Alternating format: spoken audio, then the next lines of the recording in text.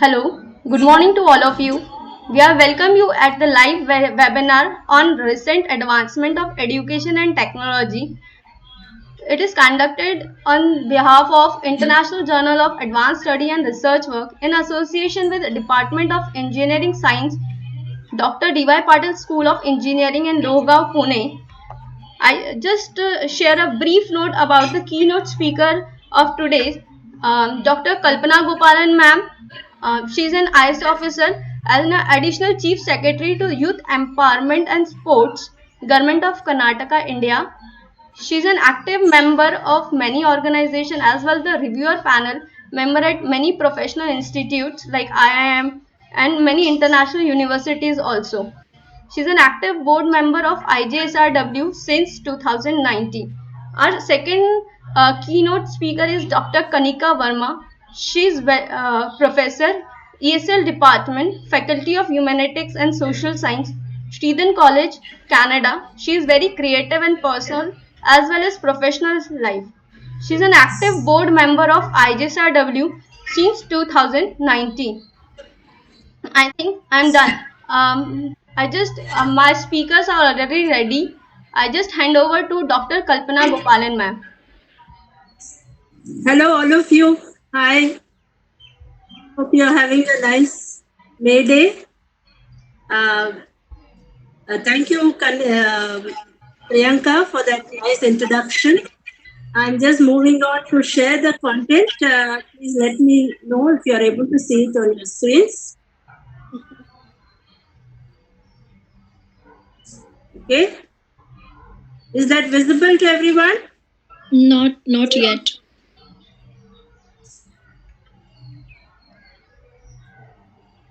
I'm getting this message that I'm sharing the whiteboard. Yeah. Now I can see. So once again, good morning. My talk is entitled From Pandemic Pedagogy to Educational Transformation. So I think the title is a giveaway because we are now in certain circumstances when we are, in a rush to use online and electronic methods of education. But what it should lead to, in my opinion, is that the whole manner of education itself can be transformed using this as a re-engineering tool. Let me just give you a brief note about myself. I have been in the IAS now for 33 years. I began in 1987. And IAS presents you with a lot of complex problems, and I wanted an answer to those problems. So I took a step back on a sabbatical, and I moved to IIM Bangalore, first as a master's scholar, and then as a doctoral scholar in public policy. And I spent several years in IIMB. And once I got my doctoral degree, I came back to work. And since then, as Priyanka has pointed out, I've had a kind of versatile career. The IAS still provides my bread and butter, but I also associate with several academic and NGO organizations, both as a volunteer and as a teacher, so to say, as a speaker. Moving on to the presentation. This is my agenda. Can you hear me all? Yes, I can hear you, Kalpana ma'am. Now my agenda is as follows. I'm going to start with the present, how we are coping with the pandemic, then move to a historical understanding of tech in education. And I feel that historical understanding is important if we are really going to put technology to good use. Then tech learning today, the classroom 2.0, as we say, issues and challenges in tech learning, and a brief note about the Indian scenario and the prospective changes ahead. Now, there are certain thematic threads which are running through my presentation, and I'll be going into them in certain detail. One is that, as I already said, I feel that a historical understanding of tech in education is critical. We are going to put it to good use. And what I'm trying to put across is that tech in education is not revolutionary. Today, you may feel that we are just using it all in a rush, but it has actually been a more gradual evolution through several decades. And it has gone hand in hand with changes in educational philosophy. The very concept of what is learning, that question has undergone metamorphosis from being a mere transfer of information or knowledge to a more student centric approach and now a more participative approach. All of them have been helped and enabled by technology. And finally, how we can use this to transform education itself from conquest, from the attitude of conquest to the attitude of search or quest. Those are the thematic threads. Now let me put this picture before you. This is, the COVID-19 pandemic has forced us all who are lucky enough to have regular jobs to work from home. And freelancers have always done this, but teaching is, or was until now, about real-time communication.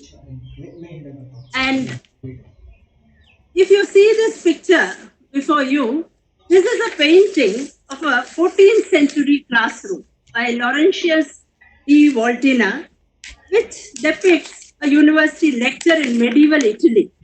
And the scene is easily recognizable because of its parallels to the modern day. You can see that the teacher is lecturing from a podium at the front of the room while the students are sitting in front of him and listening. Some of those students have their books open before them, but others are looking bored. Some are talking to their neighbors, others are sleeping. In some ways, education seems to be very much the same as it has been for so many years. Classrooms today don't look very different from this, though you may find modern students looking at their laptops or smartphones instead of books. A cynic would say that technology has done nothing to change education. But this is a limited view. Although some may view technology as intrusive, for the younger generations, it is pervasive.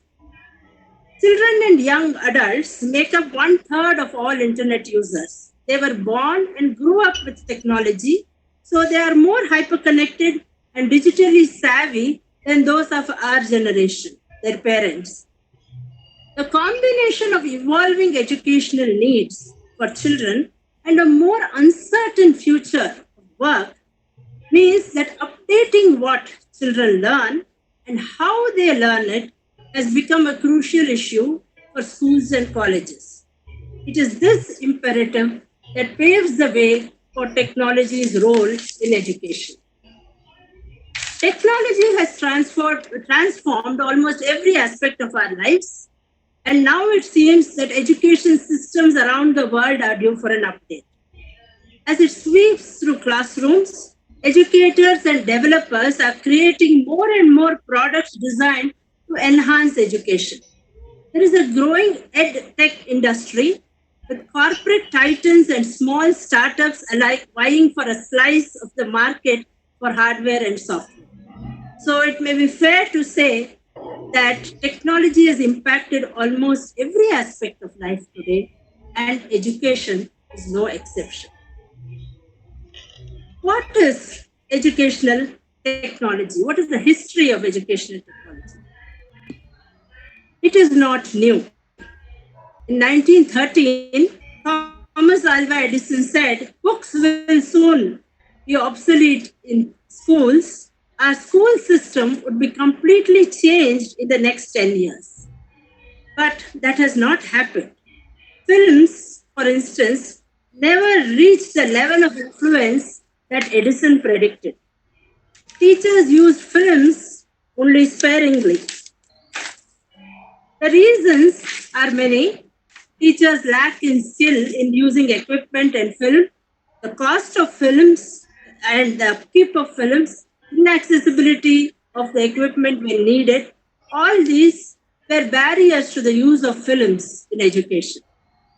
Radio was the next technology to gain attention. Radio did not have the impact that its advocates had hoped. In the beginning, poor audio reception and the cost of equipment were obstacles for use. When these problems were overcome in later years, the lack of fit between the broadcasts and the teachers' instructional agendas became important factors. Ultimately, efforts to promote radio instruction were abandoned when television became available. Instructional television was the focus of attention during the 50s and 60s. By the 70s, this enthusiasm became a little curbed.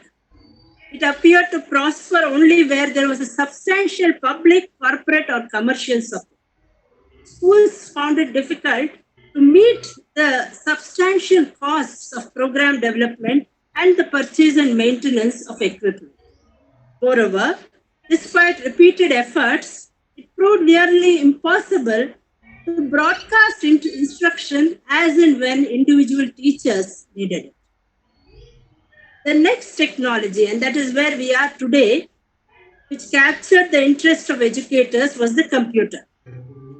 The earliest work on instructional applications of computing took place in the 50s and the 60s, but it was not until the 80s and the appearance of the home computer that many educators and public officials became enthusiastic about computers.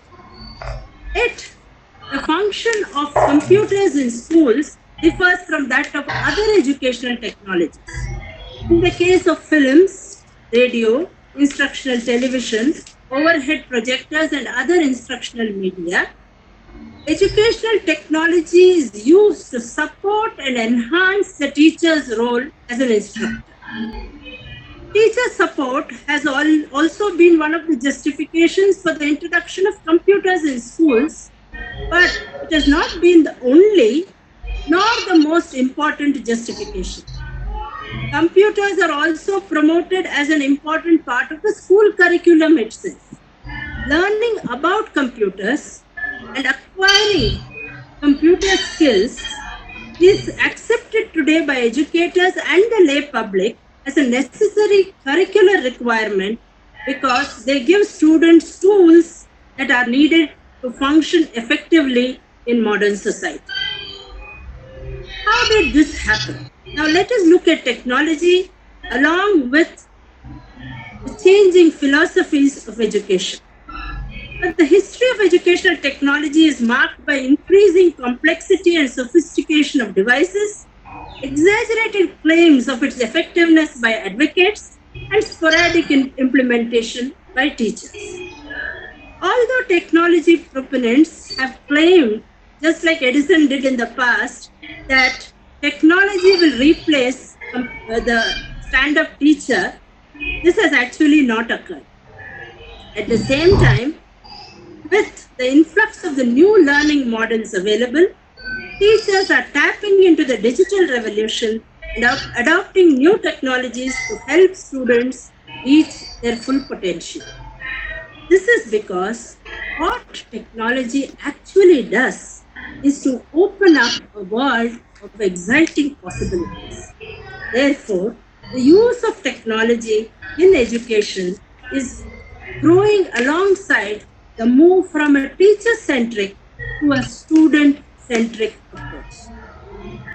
Now, it is self evident that one teacher addressing a class of about 100 students cannot customize her teaching inputs for each and every student in a way that a personal PC based learning system can.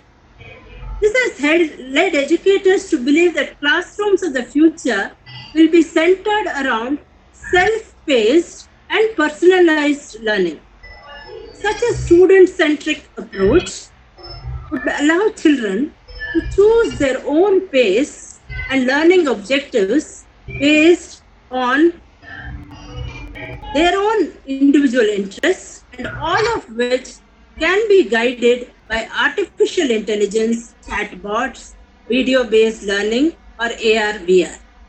Technology can be used to effectively supplement instruction by helping to make abstract concepts concrete and by stimulating interest among the students. So, what new technologies are actually doing is not just changing the field for the students, they are shaking up the role of educators, creating philosophical shifts in approaches to teaching and remodeling the classroom. A historical understanding of the role of technology in education therefore demands understanding how the advent of technology went hand in hand with changing perspectives of the philosophy of education itself. During the first half of 20th century, transfer of learning theories were popular among teachers. According to these theories, the principal task of the teacher was to transfer the teacher's knowledge and textbook content to the students' minds and through periodic examinations determine whether that transfer occurred. The task of instructional media was to assist in that transfer process by accurate and compelling presentations of content. During the second half of the century, educators embraced other theories of learning. One of these theories is behaviorism. Educators promoting behaviorism emphasize the importance of providing clear statements of what learners should be able to do following instruction. So the outcomes of instruction becomes important. They sought to break complex units of knowledge and skills into smaller and simpler units, sequencing them in ways that enable the student to master those theories and skills. The goal was to individualize instruction as much as possible. Thus, the focus of instruction shifted from presentation of content knowledge to a focus on the behavior of individual learners and the reinforcement of desirable behavior. Computers appeared to offer a good solution. Students could be assigned to a computer to work at their own pace, and the computer would keep track of the student's work and provide a record of her progress. Such programs evolved into what was later called individualized learning systems. During the last half of the 20th century, however, cognitive theories of learning gained ascendancy and constructivism began to influence education. Constructivists argued that learners must construct their own understanding of whatever is being taught. According to this perspective, the teacher's task is not primarily one of promoting knowledge transfer, nor even ensuring that students perform consistently according to a predetermined description of knowledge or skills. The teacher's role is to create an environment where students are able to arrive at their own interpretations while becoming ever more skillful in directing their own learning. Some constructivists recognized the computer as a potential ally and designed programs that took advantage of its potential. The result has been computer-based programs that promote higher level thinking and encourage collaborative learning. The point which I would like to make again is that changes in the philosophy of education itself and the reframing of its objectives went hand in hand with the adaptation and utilization of technology and education. It is hard to say which influenced which. Now let us now move to the classrooms of today. With an influx of new learning models available, educators are tapping into the digital revolution and adopting new technologies to help students reach their full potential. Let us take a brief look at the array of tools available. Artificial intelligence. AI in education identifies what the student does know or does not know and then develops a personalized curriculum for each student. The AI-powered language Duolingo is the platform which is one of the most downloaded apps globally. The platform single-handedly challenges the notion of traditional learning with a study showing that spending just 34 years on the app equates to an entire semester of language education. Next, chatbots. Chatbots are quickly becoming a fundamental tool in next gen education, designed to simplify the interaction between the student and the computer. Chatbots provide a wide range of benefits, including spaced interval learning, immediate feedback, and self paced learning. Video learning. So, video based learning is not as innovative as AI or chatbots, but it is a vital component in personalized learning experiences. Many institutions are now incorporating video into their curriculum. Video learning increases student satisfaction and it is being used for student assignments, giving feedback, and for blended learning. Let us now look at AR and VR, or extended reality, XR, which is the umbrella term. It covers all the technologies that enhance our senses. Now, augmented reality adds digital elements to a live view. Virtual reality implies a complete immersion experience that shuts out the physical world, where users can be transported to a real or an imagined environment. The mixed reality experience, which combines both AR and VR, real world and digital objects interact. Finally, computer literacy. Beginning from the 1980s, it was assumed that all children should become computer literate. Educators may debate what skills are essential, but there is little debate whether students should be competent in the use of computers itself. With the continuing use of computer power and the decline of cost, schools have steadily increased the number of computers and their use by the students. Beginning in the 1990s, the goal became to make computers ubiquitous and to integrate them across the curriculum. All of us are familiar with smart classrooms. Computers have become something more than a curriculum topic. They have become a tool which students need in order to perform their schoolwork. They are expected to gather information from the internet, make a report using a word processor or a multimedia software, and then produce their reports. While other instructional media were seen as tools for teachers, computers are accepted as tools for both teachers and for students. Now, how can we use technology for educational transformation itself? Throughout the 20th century, technology zealots have heralded one technology or other as having the capacity to transform schools, but such transformations have not occurred. But there are some areas where this transformational potential does exist. The first of these is research. Now, students once used to rely upon local and school libraries. When I was a student in college, I used to frequent all those libraries because that is where the knowledge was available. That is where you could do your reference work. But today, computer technologies provide access to digital versions of these references and to libraries worldwide. Encyclopedias on CD-ROMs provide information, digital images, video and audio, and provide links to live web cameras and global positioning satellites. Dictionaries and thesauruses are built into the word processors. Through the internet, students can gain access to a wide variety of primary and secondary sources, including government documents, photographs, and diaries. Two, the spirit of inquiry. Authentic student experience extends beyond data collection. It implies the opportunity for students to investigate questions or issues that concern them. Technology can engage students in real world activities. Communications allow students to contact experts such as scientists, authors, or political leaders.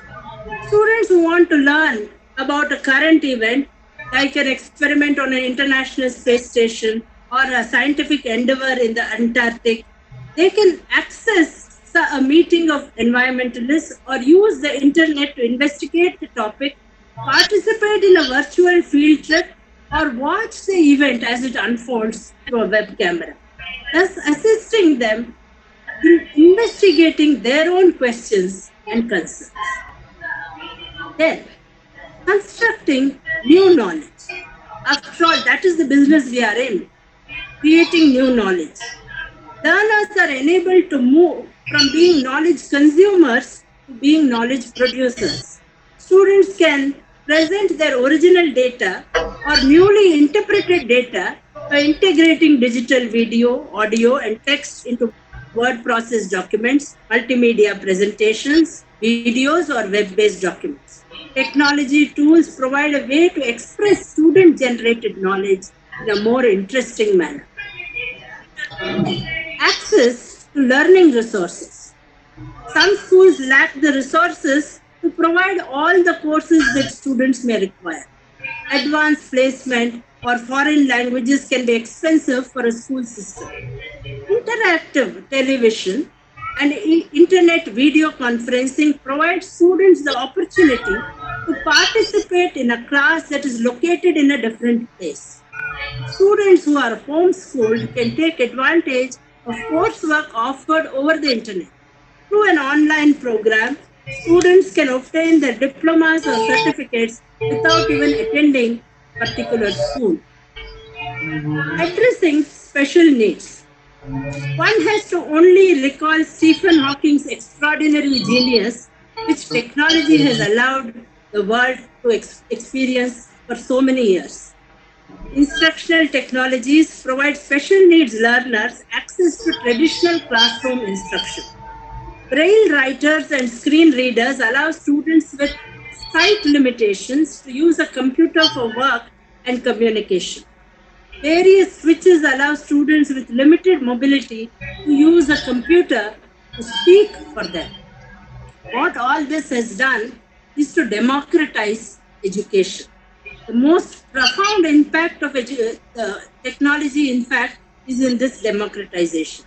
It has greatly expanded access to education. Rather than travel to centers of learning, information is available in one's fingertips through the internet, and opportunities for formal learning are available worldwide through the Khan Academy, MOOCs, podcasts, etc. Opportunities for communication and collaboration have been expanded by technology. Traditionally, classrooms have been isolated. Collaboration has been limited to other students in the same classroom or the same building. Today, technology enables forms of communication and collaboration undreamt of in the past. The walls of the classroom are no longer a barrier as technology enables new ways of learning, communicating, and working collaboratively. New technologies are powerful tools that meet the needs of ever more diverse student population. Finally, technology and the changing roles of educational actors. All of us in education now find our roles changing, both the teacher and the learner. In traditional classrooms, the teacher, as the sage on the stage, was the person who was the repository of knowledge and the communicator of it. However, because of the access to information and educational opportunity that technology has enabled, in many classrooms today, we see the teacher's role shifting to a guide on the side as students take more and more responsibility for their own learning. Knowledge and information are now within a button for everybody at any time, and the teachers are not the sole source of the information anymore. The new target of learning now is to build skills and not just passing information. The teacher is now a facilitator for the learning process, which itself is built on the student's curiosity to inquire and the focus on that inquiry rather than the knowledge gathering. The teacher becomes a curator, leading the learner towards the right sources while rejecting the less credible ones.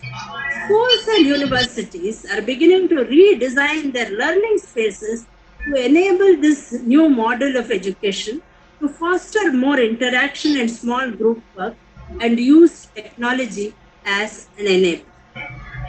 Now, this is not just a hunky dory picture. There are issues relating to the use of educational technology. I've just classified them under some categories. The first is, of course, legal issues, software piracy, the practice of loading software without licenses onto multiple computers. All this may seem a very benign form of theft for an educationist, but it is a form of theft and it results in billions of dollars in lost revenue to vendors and therefore can result in fines and legal action. Technology also raises issues regarding copyright and plagiarism because it allows for easy duplication and because the internet provides easy access to digital content from all over the world, all of which can be downloaded and used in multiple formats. I expect that many teachers are familiar with the copy paste syndrome. Privacy also becomes a concern.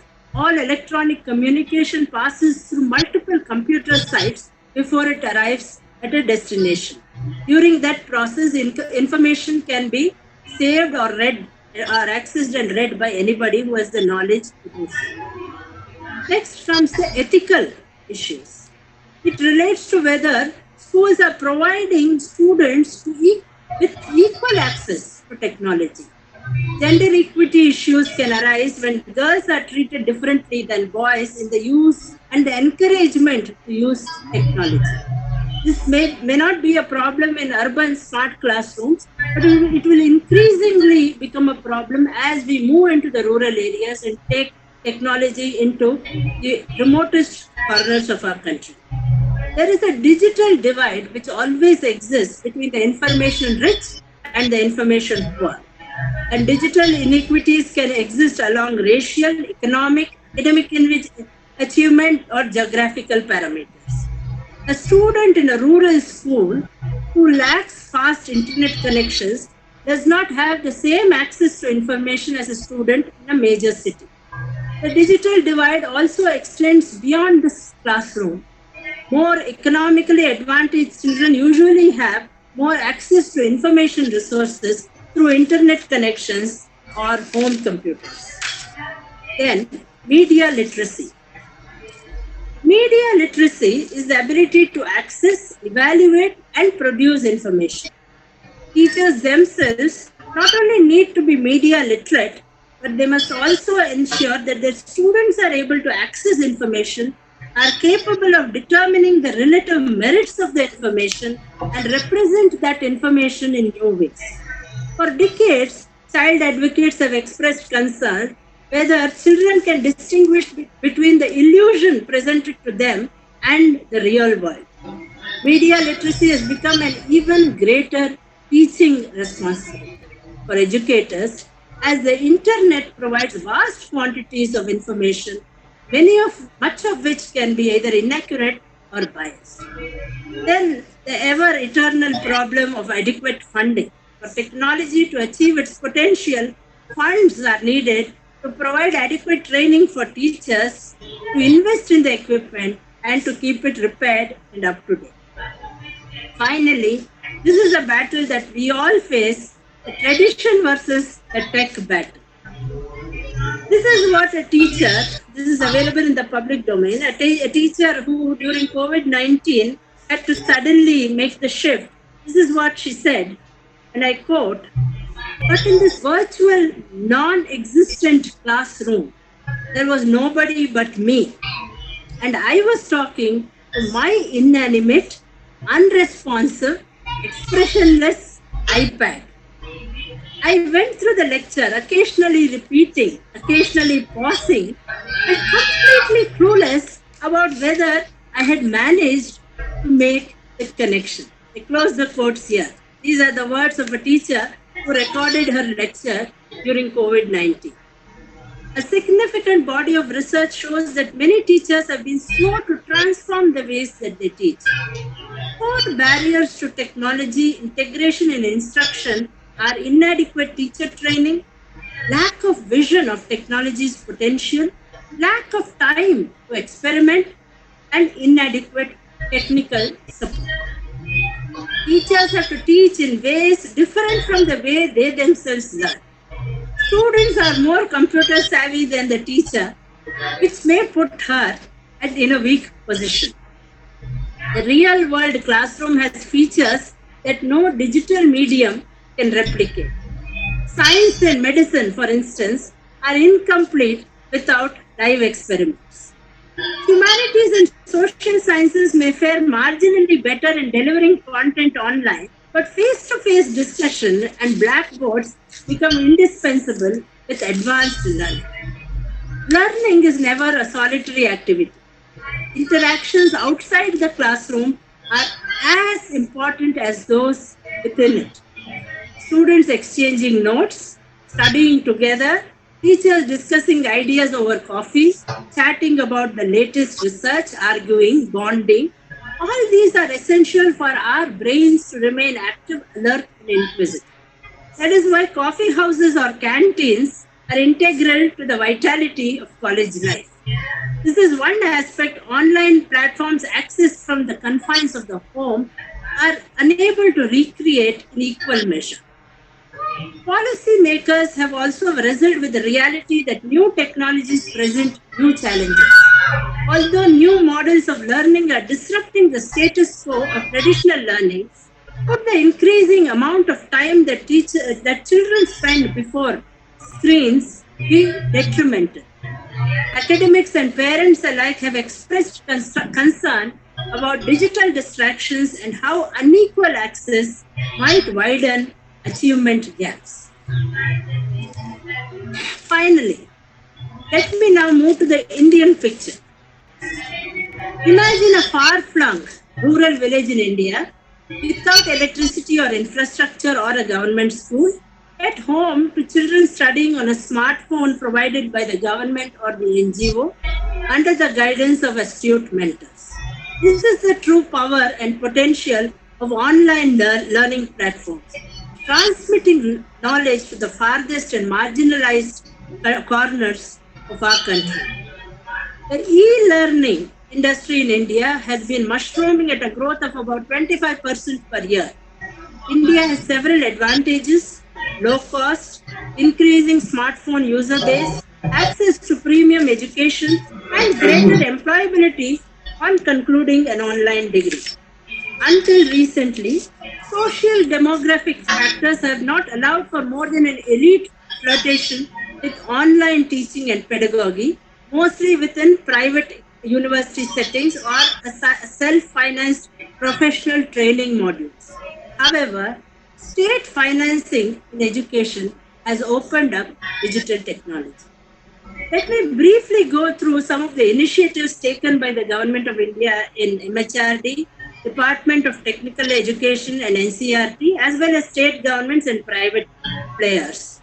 Swayam online courses for teachers, UG PG MOOCs for various non-technology courses, the EPG Pathshala or e-content modules on social science, fine arts or maths, the Vidwan debate or database of experts who provide information to peers and prospective collaborators, the National Digital Library, a repository of learning resources within a single window facility, among others. Infrastructure to deliver e-education includes the National Knowledge Network and the National Academic Depository, among others.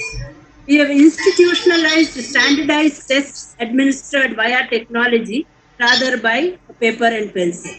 Almost all nationwide and statewide entrance exams, be it medicine, law, engineering, are administered online, and the union and state governments have created state agencies to administer these tests.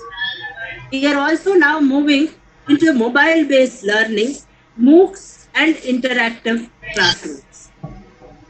Now, coming to the COVID 19 scenario, the last few weeks have seen a flurry of activities by the MHRD and various regulators, including CBSE and NCRT, to find online alternatives to ensure the continuation of education. NCRT has released an alternative academic calendar for 4 weeks of home based activities for different subjects. However, there are practical issues of implementation as well as socio-economic factors which affect the Indian education ecosystem and which will dog our efforts to transform into a fully digital mode. Now, let me look at a few of the India specific issues. One, limited internet availability. Now, the NSSO report of 2018 highlights that only about 24% of households have internet in their homes, right? And the rural availability is even less at about 15%. This strikes at the core rationale of using the internet as a mode to impart education and highlights how a majority of the country would be left out of the quest to achieve basic education unless we put in place the proper infrastructure. Two, increased responsibility of parents. The NCRT guidelines have progressive methods of teaching. However, there is an inherent presumption that parents will have the academic intellect to impart education because the teacher is not able to be accessed. But about 70% of India's population may not have the level of education adequate to teach children at home. Third, loss of nutrition owing to school closure.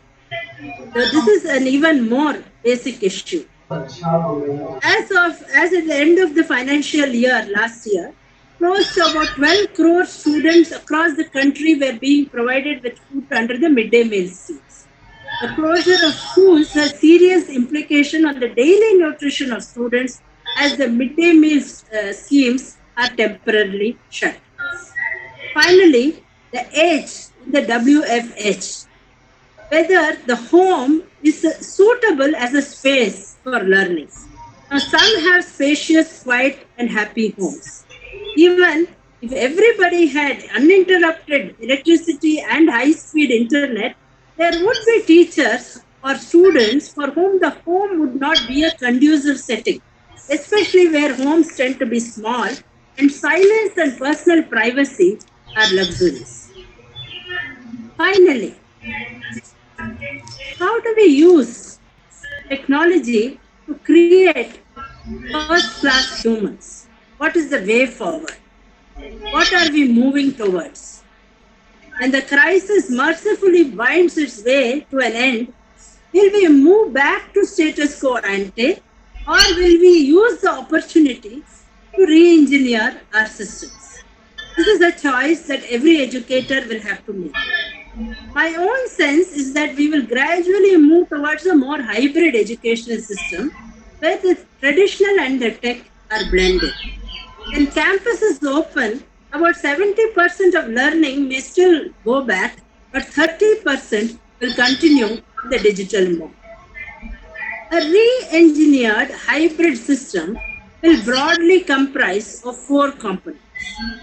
Real-time communication such as Zoom, FB Live or Google Teams. Number two, online education platforms like edX or Coursera, where already exists curated high quality content that is available for access. Three, a dedicated learning management platform where it is much easier to navigate and to search than open generic platforms like YouTube. And four, finally, a protocol for online assessment and plagiarism control. There will also be changes in the regulation of education. Now, AICT has already said that not just 20%, but 40% can be online. There will be a change of investment focus from brick and mortar to online schools, changes in recruitment to meet the challenge of recruiting subject matter experts and teachers who also have computer skills, and dedicated teams to develop and curate that online content.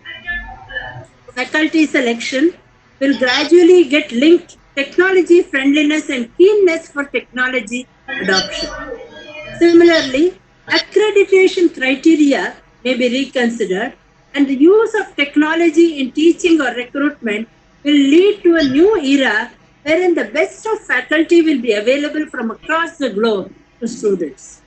Education quality will be gauged not by just by the quality of faculty, but also by the quality of IT infrastructure and familiarization of the faculty with digital learning technologies. COVID 19 has only accelerated adoption of technologies to deliver education. However, what is more important is that these aids are used in tandem with developmental and educational psychology, ultimately keeping students rather than technology as the core of education. After all, how the students develop the skills is less important than their ability to navigate change, as that is the only thing that will remain constant. Democratization of technology is now an important issue comprising internet connectivity, telecom infrastructure, affordability of online systems, availability of electronic infrastructure. But it is a fact that technology based education is more transparent and does not make differences between the front and the back benchers or between girls and boys. All this requires a change in mindset, a drastic change in thought process of policymakers, authorities, students, regulators, educationists, an open mind that accepts that both classroom and online provide value. Some steps will help to strengthen the country's digital learning infrastructure in the long run. But we need to go further. Modernity has given us many things. It has activated our physical and vital energy, sharpened the power of the intellect, and given us comforts. The coronavirus has shattered this confidence. It has brought us into the domain of uncertainty and perplexity. For all our specialized knowledge, we are almost incapable of engaging with the inherent uncertainty of existence. We are not masters of the world. Not everything can be predicted or dominated. This is to transform us from arrogant conquerors to questing seekers. It is in this context that we will have to rethink education. COVID 19 has taught us that physical distancing is not social distancing. It has made us practitioners of personal social responsibility and collective social responsibility. Through a new mode of education, we can generate an ethos of socially engaged responsibility and the ethics of care and compassion. Hence, as educationists and teachers, we are required to make a choice. Should we continue with the kind of education that only wants us to dominate the planet? Or should we learn some deep lessons from the present crisis and redefine education to undertake a new journey? This is where we stand now at the crossroads. Thank you all very much.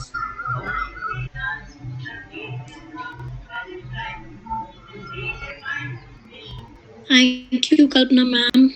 Thank you. Hi, everyone. This is Dr. Kanika Verma from Canada. And if you feel that I'm a little sleepy, it's because I'm from across the globe joining you at 2:20 a.m. in the night. So please bear with me. And I'm just trying to share my screen here. And I hope it's visible. So, Kalpana ma'am, is my screen visible to you? No, not yet. Can you see it now?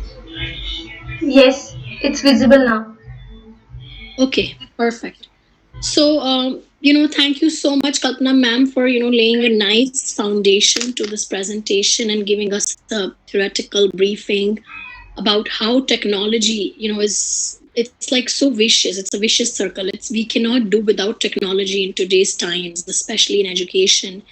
And I'm so glad like how beautifully you engage the audience from taking it from historically to the current times, and like so current and so contemporary that you very nicely blended into the coronavirus times, right? That today we have no other option but to use technology, right?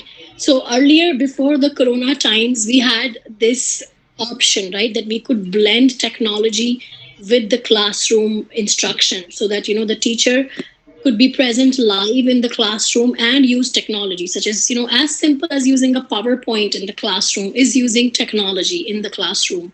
So today, like how we are using our PowerPoints on our computer screens, and it is because of technology that we can attend this webinar, right? It is because of technology that we are connected. Sitting here in Canada, I'm connected with you in India, and everybody is sitting in their homes, but we're still together.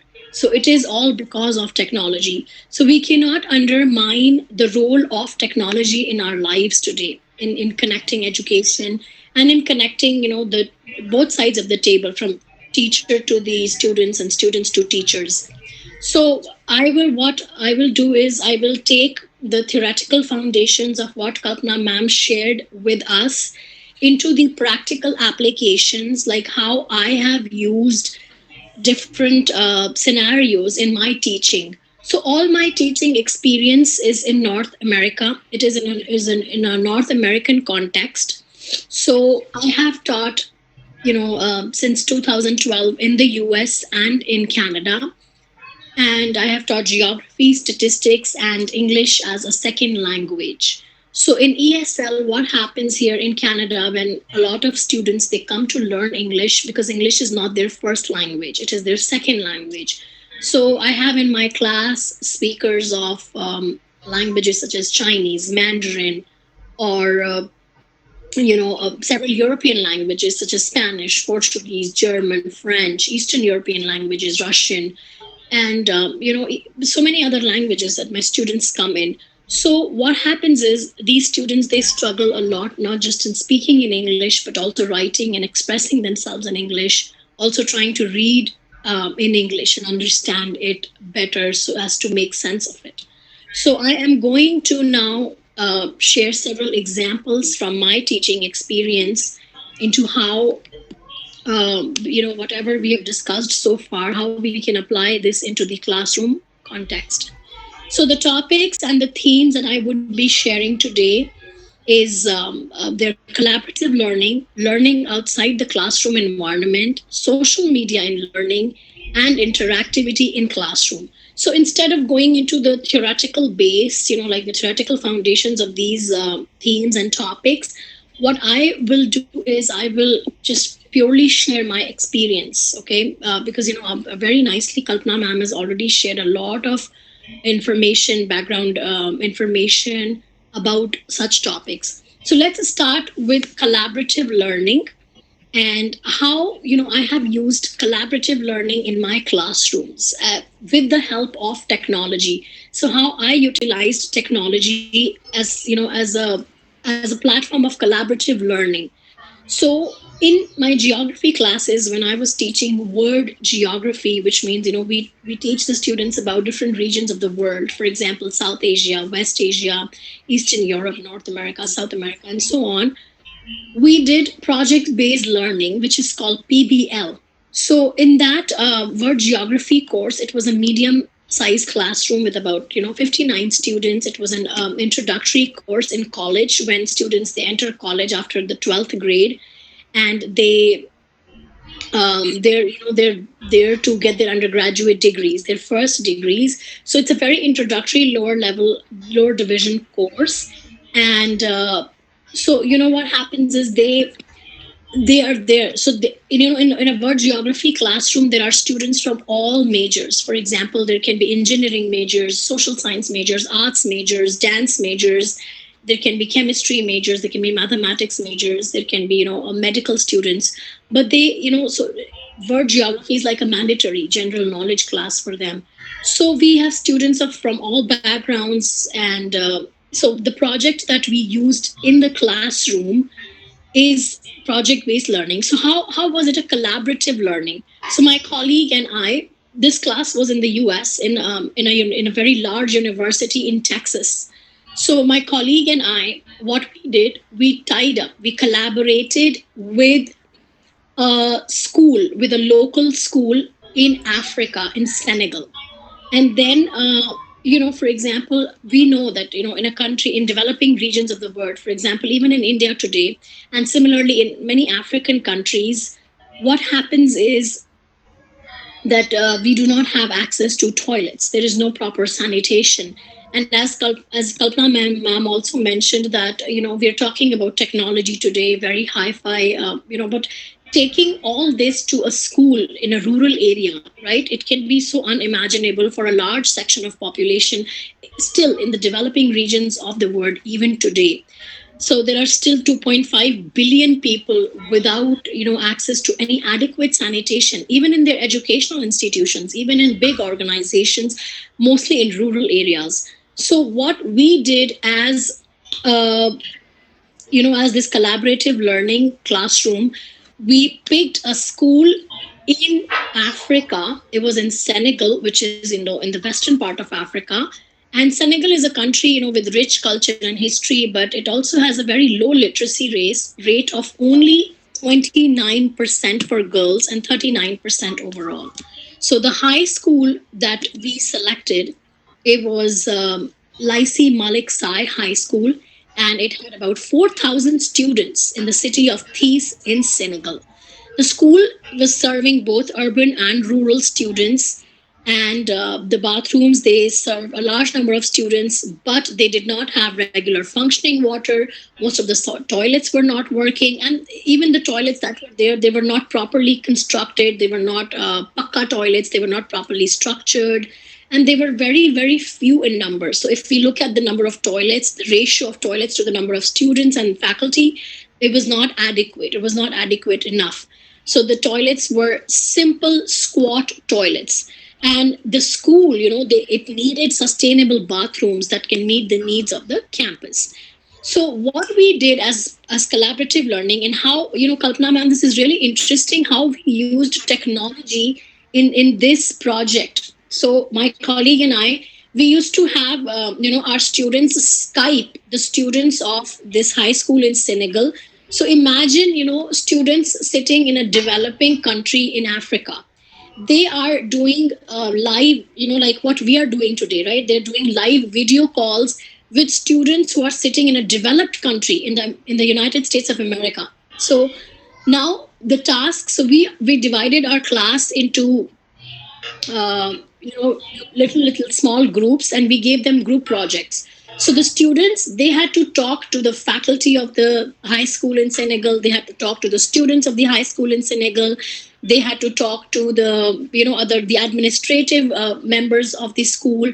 So they were trying to understand, sitting in the US, sitting in America, these students were trying to understand the socio-economic problems, the cultural problems, the environmental problems, the economical problems that the students in Africa, in Senegal, are facing, and why they are not able to construct toilets, right? So our task as the instructors of that course, to incorporate technology, to incorporate collaborative learning, we asked our students to think of some solutions, right? Then how they can build toilets, how they can encourage, or how they can give suggestions, give recommendations to the students in Africa to construct toilets in their high school. So, students in our class, it was so interesting that the students, they came up with brilliant ideas. Students came up with so many, nice, beautiful solutions from their understanding, right? So these American students, they are, very young, like 18, 19, 20-year students who just came into college. And so they, from their limited understanding, because most of these students have never been to any developing country like Africa, or any developing region in Africa. So these students with their very very limited experience, because they have always, they're born and raised in a developed country like the US.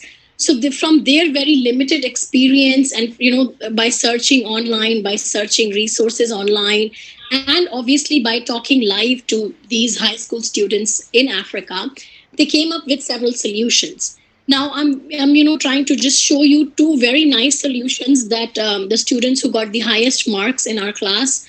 So one, actually, you'll be surprised that these American students picked up the Sulabh two-pitch system. So in India, the Sulabh toilet complex, it was a very, very hit system, right? This Sulabh toilet example is used worldwide today. So even I was surprised when my students in the classroom, they they chose the Sulabh toilet system, and they recommended that this system should be incorporated just like India, right? Using an Indian example, this system should be employed in the African environment also.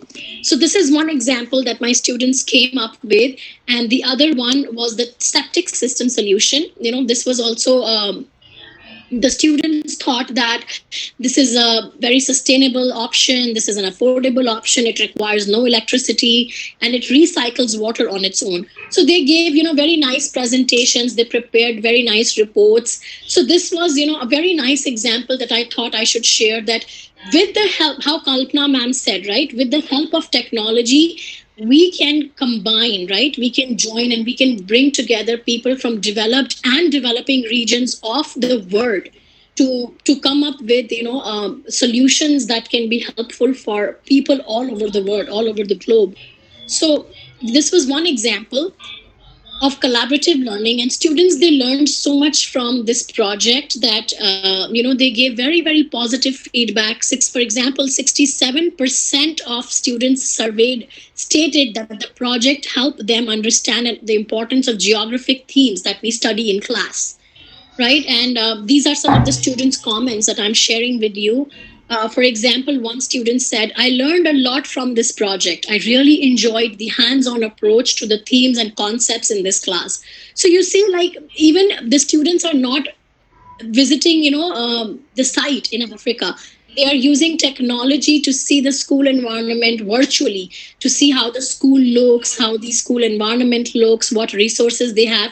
But they still feel that it was hands on. They still feel that they could be present there, even if it was virtual. So if I try to replicate what we did in class to the present corona times, as Kalpana ma'am said, we are experiencing something very similar today, right? Like, all over the world, the colleges, the universities are shut down, and now the students, they have no option but to sit in front of their computers. Teachers like us, faculty, we have no other option but to sit in front of the computers and use technology to our advantage. So for the next theme in my presentation, like learning outside the classroom, like how we can learn outside the classroom, not just using technology but using other mediums. Now, as Kalpana ma'am said, right, we can use films and documentaries. And there were times when people tried to use radio in their classrooms for instruction. So, this is the list that I came up with, that we can use films and documentaries for our teaching. And I have personally used that. I have personally used documentaries to teach several geography themes.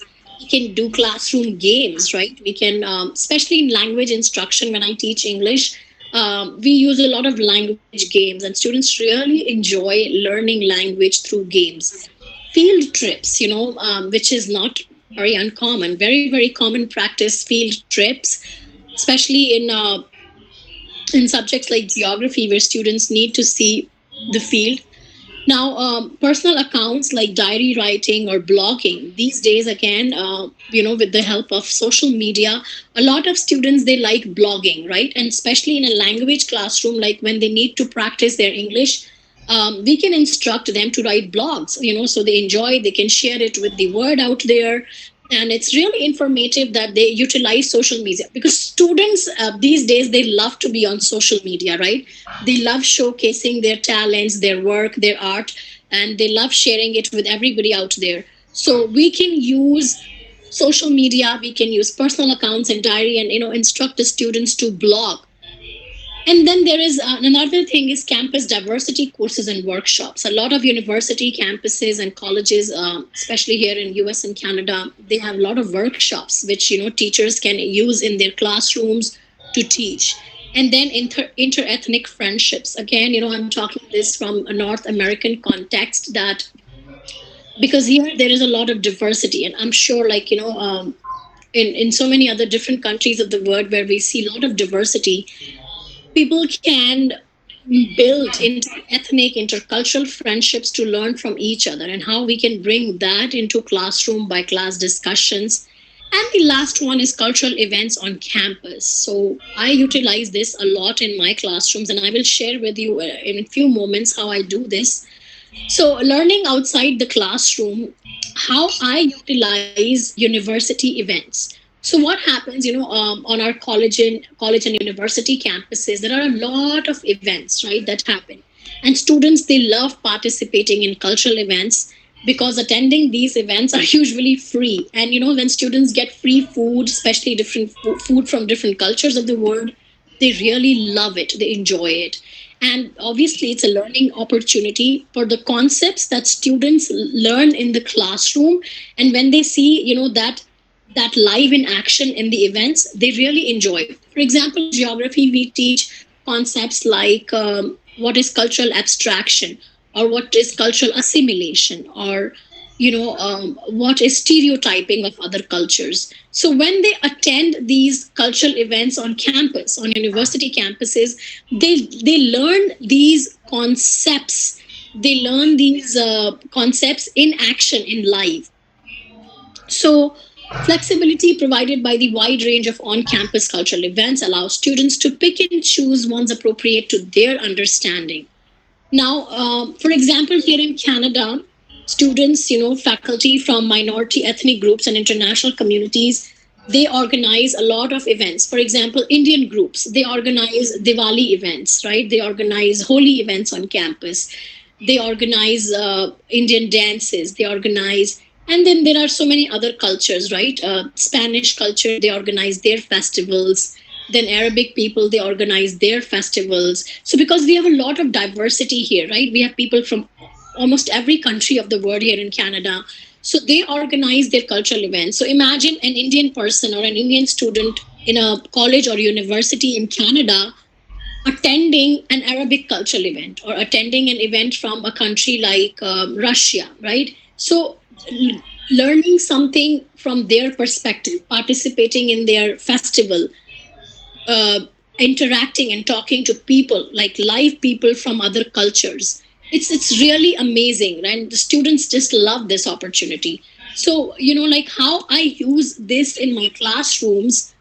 So what happens is, for example, these are different organizations, right? University and colleges, they have different student organizations. Some are academic organizations. For example, we have speech clubs, right? They organize speeches.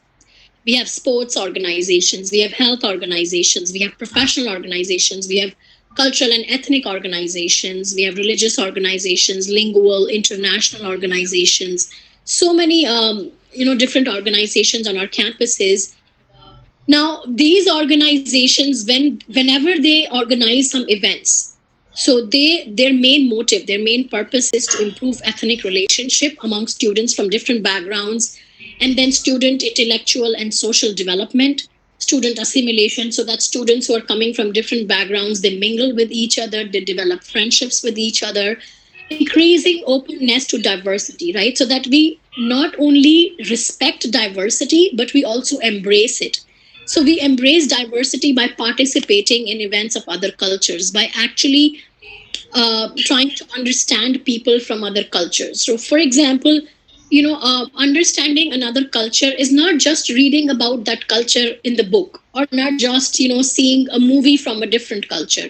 It's also like making friendships in those cultures. It's also like eating their foods, celebrating their festivals. Then is when we actually learn how the other culture looks, how the other culture feels, how it is to participate in a different culture completely, which is very foreign to me, which is very, very different for me. So I not only develop respect in that way, I also try to embrace it something of my own, like something belongs to me. And the other culture also feels nice that something from someone from another culture is wanting to learn about me. So for example, if in an Indian event a European person comes and wants, they show that curiosity that they want to learn about Indian culture, I would be so happy to incorporate them, right, and try to assimilate them. So that's why it is so important that their chances of survival in college also increases, because some students, when they are new to a country, new immigrants, when they come to US and Canada, then they feel, sometimes they feel so alienated, they feel not connected to their culture. So these events they connect them to their roots, and they give them new friendships, so that they don't feel isolated, so that they don't feel overwhelmed by everything new around them. So it is very, very important for these young students, these new students in the college, who are not just new to the university system, but who are also new to a country, to a completely new country, new culture. So these events really help students. Now, when the students attend cultural events, what happens is how they can practice their English in a classroom like ESL, English as a second language. It is very, very fun. So whenever students get to do something in a fun way, they really enjoy it. Right? It is done in a natural setting, because they are in an actual event, right? It's not something made up, it's not something on Google, it's not that they are watching a movie and they are only passive audience. They are actually participating in it as a live audience. So it is it's outside of the classroom, and then by connecting it to class assignment, they really feel productive, that they are attending an event not just for fun, but also connecting it to their class homework. So they feel productive, right? They feel that they're not wasting their time, and they engage in creativity. And by they appreciate cultural diversity, they learn about other cultures, and they embrace global citizenship, which is very, very important in an overly connected world that we live in today.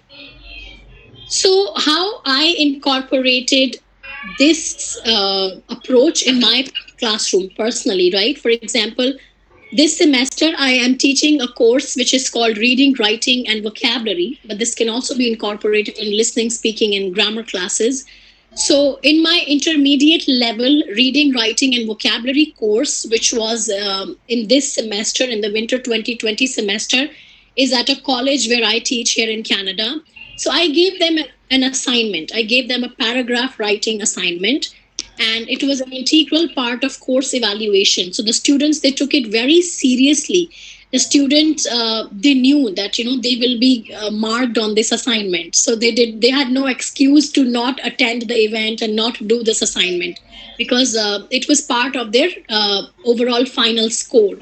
So what were the steps? Students, they had to write an opinion support paragraph, which means I gave them a statement and they have to share their views, their opinion on that topic. So during the module A of my semester, students attended one cultural event that was organized by our college, and they prepared their assignment utilizing their attendance, their participation in the cultural event.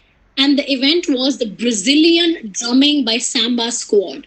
So, see, this is a South American cultural event experience that students from so many different cultures in my class, they attended it.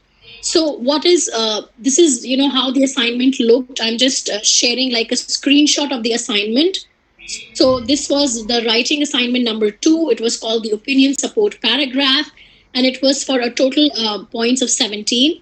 And these were the instructions that were given to the students, that using your best spelling, grammar, sentence structure, and paragraph writing techniques, write a good opinion and support paragraph. And these were the other instructions.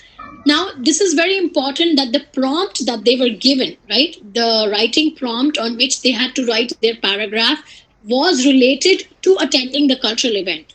So it was Participating in cultural events is important to promote cultural diversity.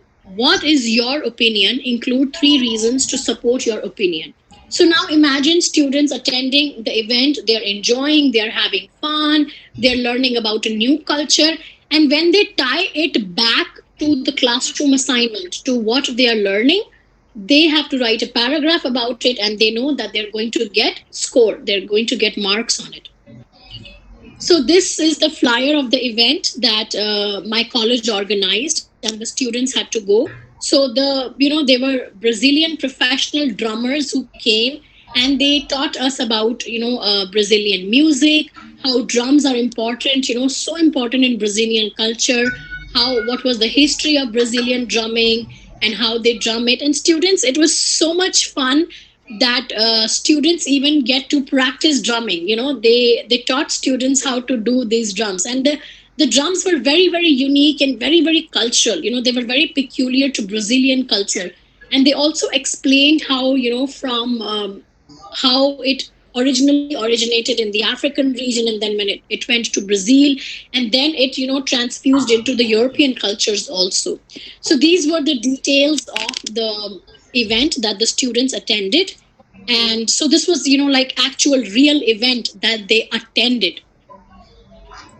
So these are the pictures from the event. So you can see like how my students, they are really enjoying the drumming session.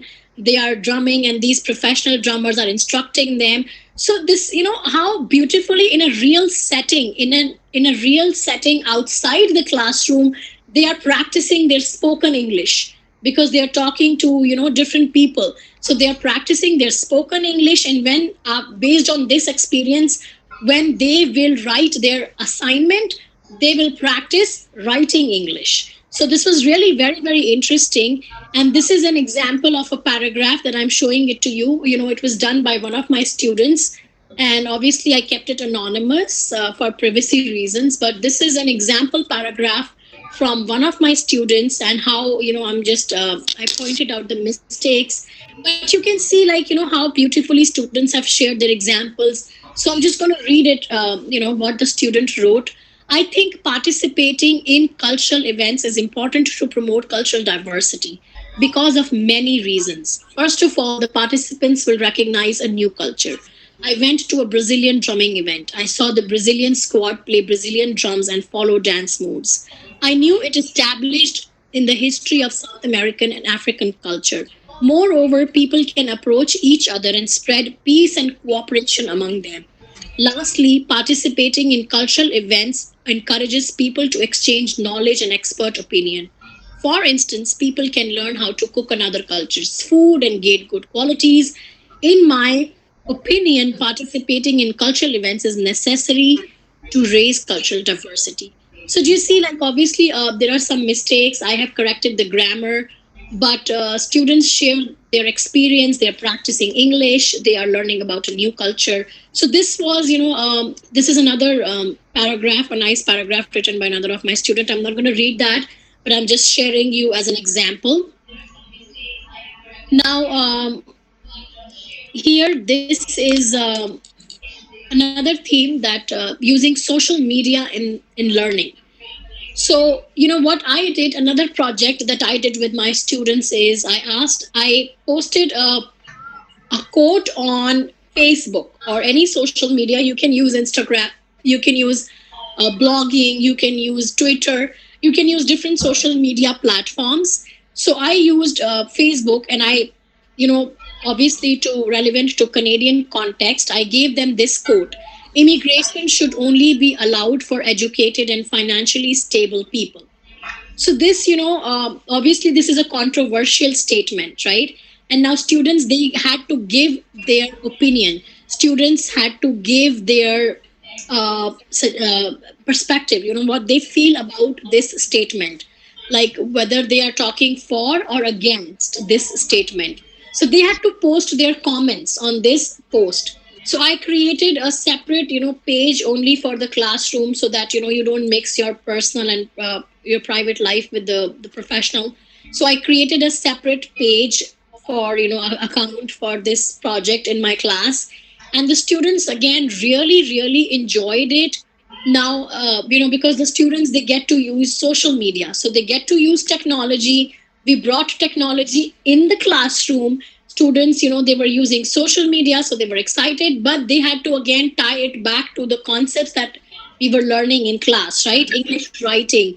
So they had to post, like, this was their assignment, and I was checking their posts online. So they do not have to submit any other report or anything else. So they were actually, I was giving them scores based on what they post on social media on this particular post, how they comment. And I was, looking at their mistakes in their posts, their grammar mistakes, their English mistakes, and so on. So again, this was another fun assignment for my students, that, which is a very good example of using social media in learning. So this is a snapshot, of how different students, how they commented, what were their comments, and so on. And you can utilize this for any subject. So this was for English, but obviously for any subject, you can use social media. Like, Kalpana ma'am also gave like us very good foundation about artificial intelligence, right? How we can use artificial intelligence in our classrooms. So again, obviously I have shared examples from my own personal experience in geography, in English, but these examples can be applied to, I think, any discipline, any department, and any subject actually, and they can be, used for different courses in our colleges and universities, and even in the Indian context. So I gave my students these statements, like, if they agree with the statement, they can use expressions like, "That's exactly how I feel. You're absolutely right. I totally agree with you." But if they do not agree with the statement that I posted on Facebook, then they can use expressions like, "I don't think so." And that's not always the case. I'd say the exact opposite. So that's how they start their comment. And then they give reasons why they do not agree with this comment. So again, they are learning to give their opinions. They're learning to express whether they agree or disagree with a certain thing. Like, this is very useful in everyday life, in everyday conversations also. Because in everyday life conversations, we express our agreement or disagreement with people around us, in even in normal conversations. So that's how, I used collaborative learning, project based learning, learning outside the classroom, using cultural events, and using social media in my courses to teach students. So this was my presentation, and like how Kalpana ma'am introduced, and she delved us into the topic, and I used my personal examples and case studies from the North American context, how I utilized all of this in my classrooms. So if you have any questions now, so both Kalpana ma'am and I are ready to take questions.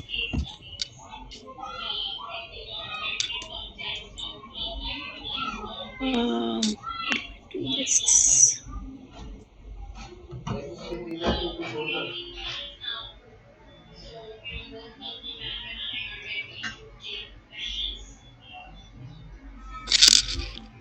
Okay. Um, Here we have one question from the audience. Then explain the benefits of students and teacher exchange program. I cannot hear you properly, and I Explain cannot the see. benefits of students and teacher exchange program. Oh, you mean in the North American context? In every context they want, because they are at India, and they don't know, they didn't get any time to to explain what is the benefit and everything. So they want you have to explain the benefits of the students also, uh, for this teacher exchange program and all. Right. So, yeah, Priyanka, that's a very good question. And again, I will use a personal example. So, when I was in Texas, I was actually, I was working with an organization called Youth for Understanding, YFU. And this organization used to host the international exchange programs, right? They used to bring international students from different countries to the US, for 1 year, right? So these students used to learn, for example, a student from China comes to the US in high school, in 11th grade or in 12th grade, or even in the undergraduate college courses, right? And for 1 year, they learn in an American context. They go to a local school in America. And the beautiful part of that experience was that that student used to stay with a host family, right? So, for example, if I want to be a host mother for an international student, so for that 1 full year, that student will stay with me in my home, eat the food that I cook, and like learn the local culture. So, coming back to the question that obviously the international exchange programs are extremely important, right? Especially in the globalized world that we live in today. And it is important for building, cultural diversity, for embracing cultural diversity and learning about other cultures. So, yeah, there are several opportunities for being an international exchange student. If any students would come to, would like to come and study in the US or in Canada as an international exchange student in an exchange program, then they can, come through such organizations like Youth for Understanding. So it's a very nice organization. And even, they were taking, like the students, the American students from other countries. So I used to coach and mentor, these international students because they were so new to the American culture. Like they have never been to America, they have never been to Canada. So they wanted, someone to mentor them, like for that nice cultural assimilation, right? So we used to teach them, mentor them from time to time. And these students had problems or struggles with learning English if they're coming from a non-English speaking country. So yeah, the question was about how they can approach, they can go through such organizations like Youth for Understanding. We have here in North America, in the US and Canada, we have a lot of provisions for hosting international exchange students. Yeah, hi. There is another question from one of the audience. We usually Okay. don't get time to give additional assignments or outdoor assignments due to lack of time. What are the other ways? What I would suggest, and I'm sure Kalpana ma'am could have wonderful suggestions also.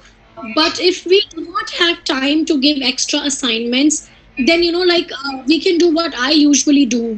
I usually tie my assignments to the course evaluation. Like for example, the paragraph writing assignment that I gave to my students, right?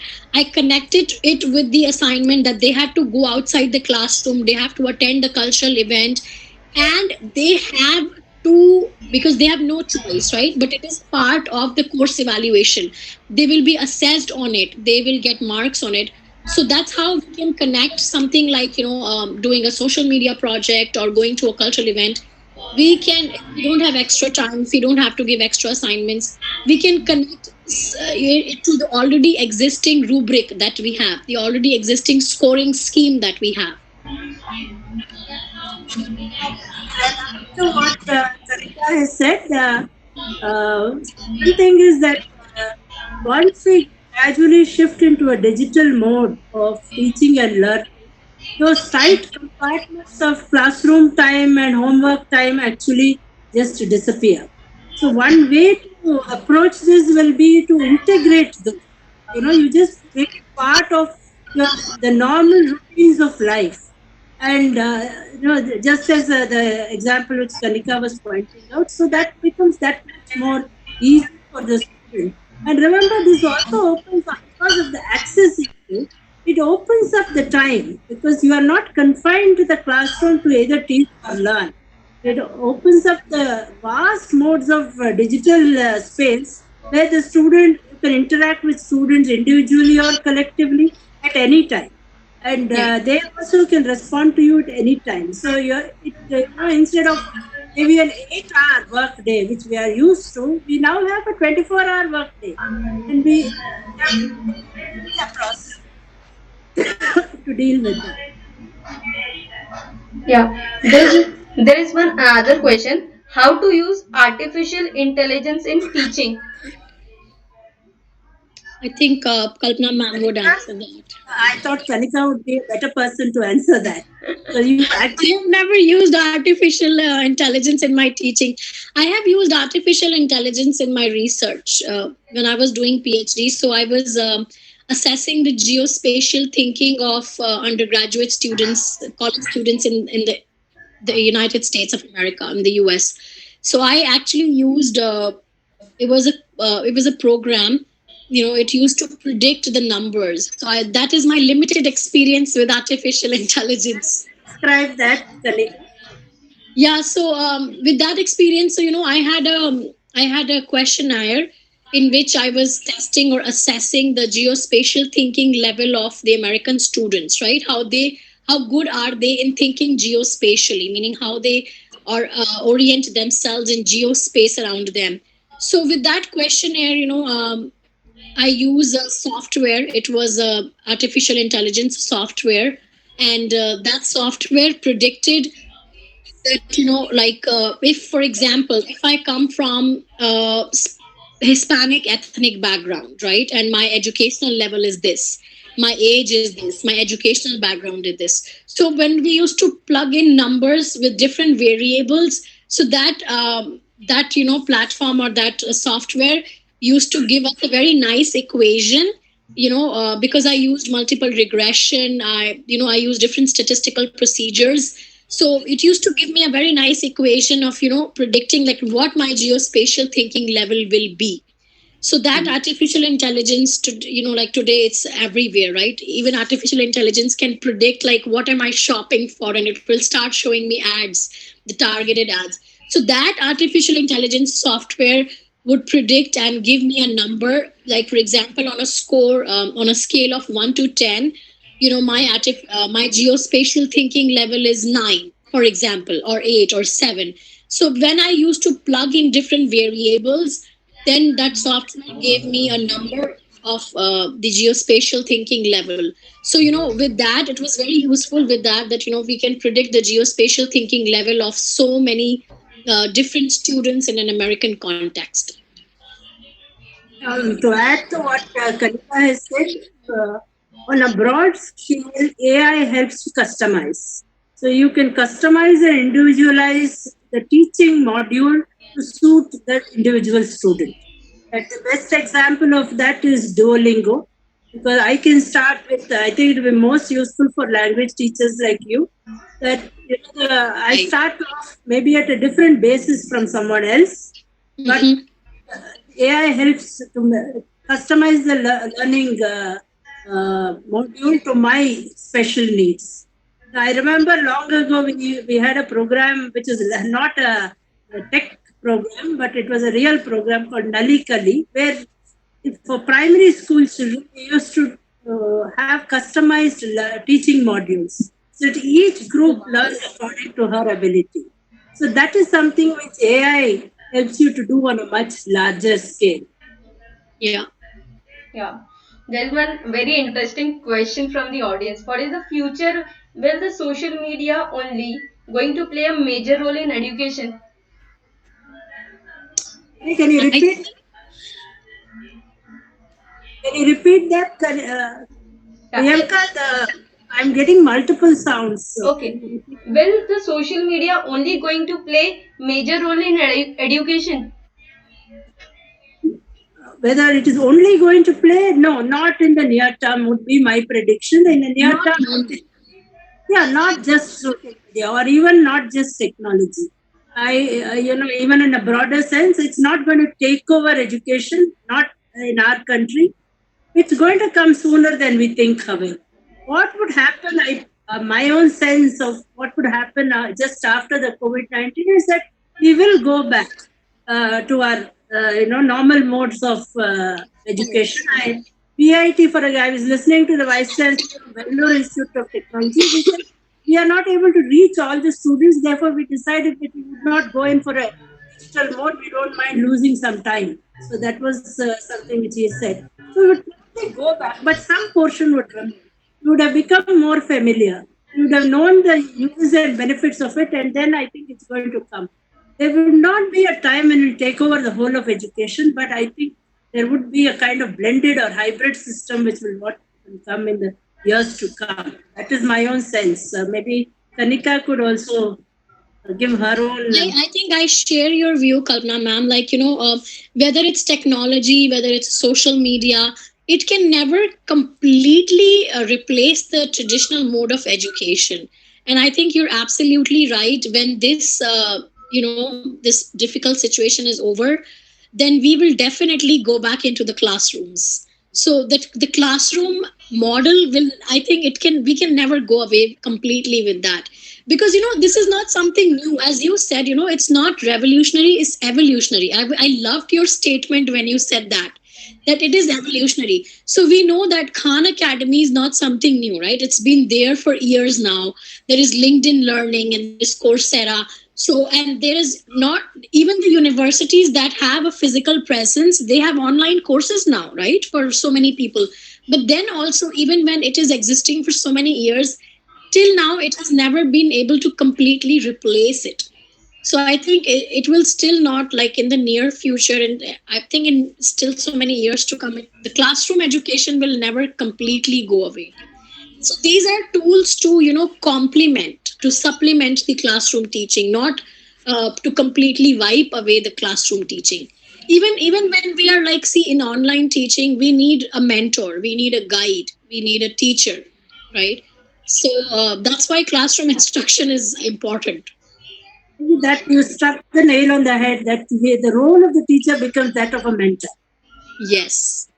That would be, because it's not just imparting knowledge, but also telling you where to look, how to think, Yeah. to face uncertain situations. So many things. I think the role of the teacher becomes expanded. And who will we remember? All of us remember our teachers from primary school or college. I still remember my favorite That's teachers. right. Yeah, me too. Computer screen. Yeah, that's so true. Yeah, and there is one last question that from the audience that we get: how to merge that technology with the lower economic background students? Yeah, that's a tricky Again, question. That's a like, question for the governments and for the educators. Access is an important issue. If I remember, there was a recent article in the Hindu where they pointed out that this rush towards digital knowledge can leave people behind. So I think there should be a good deal of investment, very targeted strategic investment into digital infrastructure to make it, even in the best of times. I am in Bangalore. All of us are sitting now in cities. Still, you hear garbled messages. You don't hear sound properly. So connectivity, community, these are all issues. Yeah, has to be able to benefit and reach it to everybody and not leave any child behind.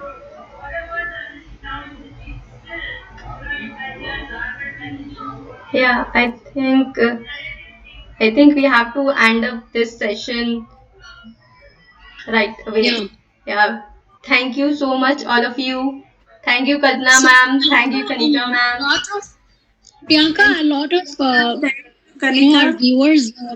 Thank you, Kalpana ma'am. Thank you so much. Thank you. Such a pleasure meeting you online. Hope to meet you Same live. here, and I was, I feel so blessed to share this platform with you and to learn from you and your experience. Thank you so much. I had two stints in Canada, one in McGill and one in Concordia. So it's a favorite part of the world. Oh wow, that's amazing. I would love to meet you, sometime. Sometime you are in Devai Patil Engineering. No? Your base is Devai Patil? No, no, no. I live in Canada. Not anymore? Okay. Because that's Yes. what. Right. Yeah. Gee.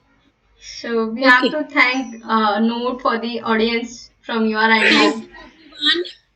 Thank you, and I would like to thank everyone who attended this session. Thank you so much. We had a great audience. Thank you all, and we hope to meet you live sometime. Maybe have a more interactive session. We're just Yes. beginning. This is baby steps, so we'll probably take it beyond and further. Yeah, Done. and a big thank you to Priyanka for organizing everything. And thank you to the moderator, without whom I think we couldn't have done the technical. Right, Priyanka is doing a good job. Priyanka, thank you so much. You're doing a really good job. Thank you, Thank you Priyanka. so much. Yeah. So we can end up this session right now. Okay, bye bye. Yeah. Bye. Bye. Bye.